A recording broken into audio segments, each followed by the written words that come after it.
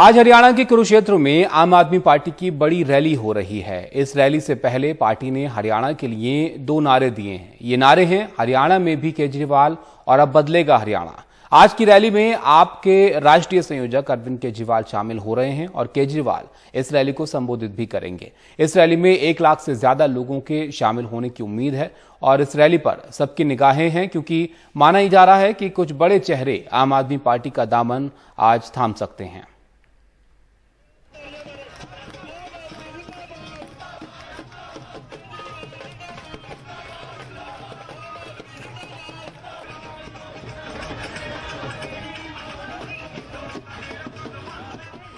आम आदमी पार्टी ने पंजाब से राज्यसभा के लिए 2 उम्मीदवारों का चयन किया है। ये उम्मीदवार संत बलबीर सिंह सीचेवाल और विक्रमजीत सिंह साहनी हैं। संत बलबीर सिंह सीचेवाल नदियों में प्रदूषण रोकने के लिए जाने जाते हैं और विक्रमजीत साहनी अपने सामाजिक कार्यों के लिए मशहूर हैं। दरअसल कांग्रेस नेता अंबिका सोनी और अकाली दल के बलविंदर सिंह भूंदड़ का राज्यसभा कार्यकाल 4 जुलाई 2022 को समाप्त हो रहा है। तो यहां पर अब 2 उम्मीदवार आम आदमी पार्टी की तरफ से राज्यसभा के लिए तय किए गए हैं और आपको बताएं कि आम आदमी पार्टी के जो उम्मीदवार हैं उसमें संत बलबीर सिंह सीचेवाल हैं और विक्रमजीत सिंह साहनी, इनके नाम को यहां पर तय किया गया है।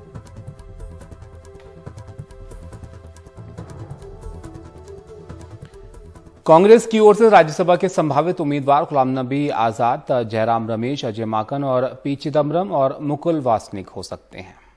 तो 5 संभावित उम्मीदवारों के नाम राज्यसभा के लिए कांग्रेस की तरफ से चल रहे हैं। इसमें जो नाम है उसमें गुलाम नबी आजाद, जयराम रमेश का नाम है और अजय माकन, पी चिदम्बरम और मुकुल वासनिक का नाम यहां पर चल रहा है।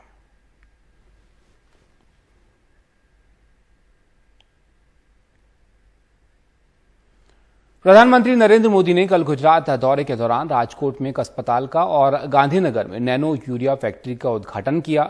इस दौरान उन्होंने कहा कि 7 से 8 साल पहले यूरिया खेत में जाने के बजाय कालाबाजारी का शिकार हो जाता था और किसान भाई जरूरत के लिए लाठियां खाने को मजबूर हो जाते थे। उन्होंने कहा कि हमारी सरकार के 8 साल पूरे हुए हैं और इस दौरान एक भी ऐसा काम नहीं किया जिससे किसी का सर झुका हो।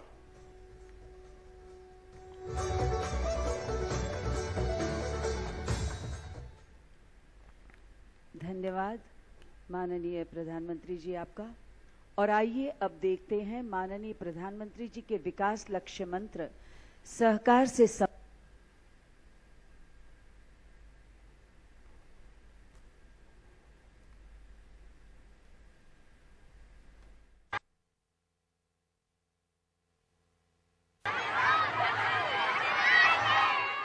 गुजरात में इसी साल चुनाव होने वाले हैं। शनिवार को प्रधानमंत्री जब अपने राज्य पहुंचे तो उनका धूमधाम से स्वागत किया गया। इस यात्रा में नरेंद्र मोदी का खास ध्यान असरदार पाटीदार समुदाय को लुभाने में रहा, जिसकी गुजरात की 12% आबादी है और सूबे की सियासत पर खासा प्रभाव है। उन्होंने कहा कि वो महात्मा गांधी और सरदार पटेल के सपनों का भारत बना रहे हैं। पूज्य बापू और सरदार वल्लभ भाई पटेल की इस पवित्र धरती के संस्कार है कि 8 साल में गलती से भी ऐसा कुछ नहीं होने दिया है, न ऐसा कुछ किया है जिसके कारण आपको या देश के किसी नागरिक को अपना सर झुकाना पड़े। प्रधानमंत्री ने एक अस्पताल का उद्घाटन करते हुए कहा कि अब सौराष्ट्र वालों को इलाज के लिए दूर के इलाकों में भटकना नहीं पड़ेगा। गुजरात की 182 सीटों में से 48 सौराष्ट्र इलाके की हैं। राजकोट में प्रधानमंत्री ने कांग्रेस पर निशाना साधते हुए कहा कि 2014 से पहले केंद्र सरकार ने गुजरात के विकास की कई परियोजनाओं को खारिज कर दिया था।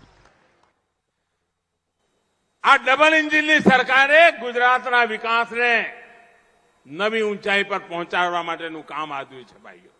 2014 પહેલા ગુજરાતમાં એવા અનેક પ્રોજેક્ટ હતા કે દિલ્હીમાં એવી સરકાર હતી કે અહીંથી પ્રોજેક્ટ જાય ને તો એમને પ્રોજેક્ટ નહોતો દેખાતો, એમને અંદર મોદી જ દેખાય।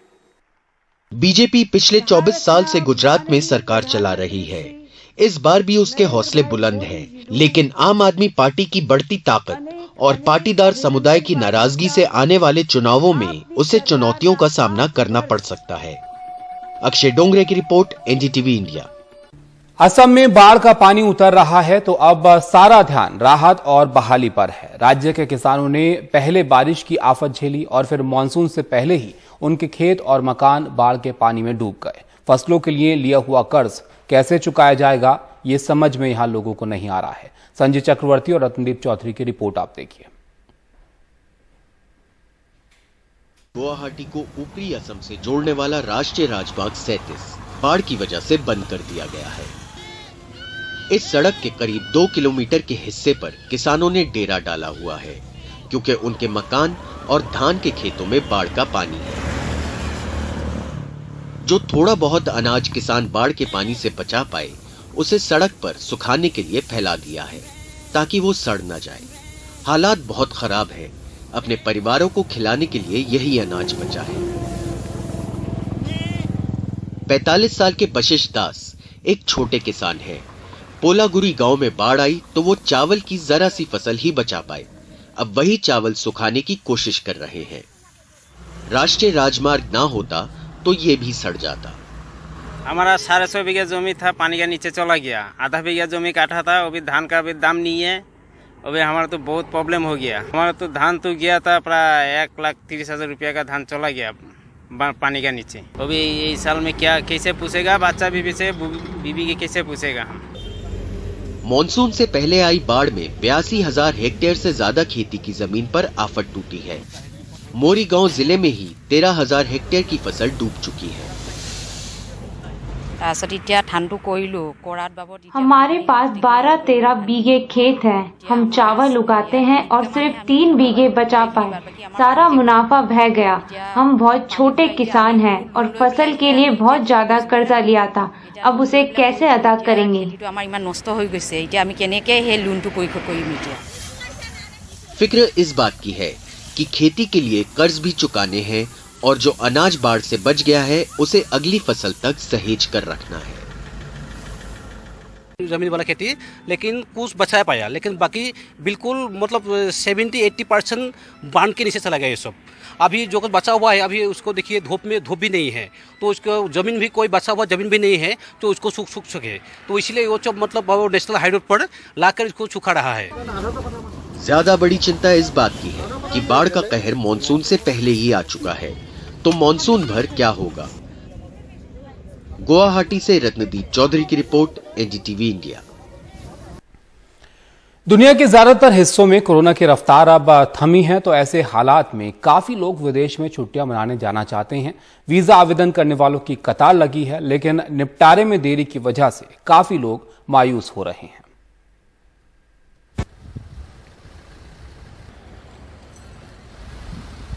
कोविड की महामारी कुछ मध्यम पड़ी है तो लोग फिर से गर्मियों की छुट्टियां बिताने के लिए यूरोप जाने के मंसूबे बनाने लगे। लेकिन बहुत से लोगों की उम्मीदों पर सिर्फ इसलिए पानी फिर गया क्योंकि वीजा मिलने में देर हो रही है। पहले से ही वीजा आवेदनों का अंबार लगा हुआ है, जिनका निपटारा किया जाना है। Travel agent skyway travel. मेरा जून 2022 में इटली और फ्रांस जाने का इरादा था, लेकिन मेरे एजेंट ने बताया कि कोई जगह उपलब्ध नहीं है, इसलिए वो इरादा छोड़ना पड़ा। मुझे ये भी बताया गया कि वीजा मिलने के लिए 3 महीने का इंतजार करना होगा। Planning needs to be made for getting the visa. Visa आवेदन केंद्रों में आने वाली अर्जियों में 50% से भी ज्यादा इजाफा हुआ है, क्योंकि अंतर्राष्ट्रीय यात्रा पर पाबंदियां भी बहुत से देशों ने अब हटा ली हैं। स्काईवे इंटरनेशनल ट्रैवल्स के निदेशक एस महालिंगैया ने एनडीटीवी को बताया कि उनकी एजेंसी में पिछला बहुत काम पड़ा है। उसके दूतावास और वाणिज्य दूतावास में पूरा स्टाफ वापस नहीं आया है, इसलिए वीजा मिलने में देरी हो रही है।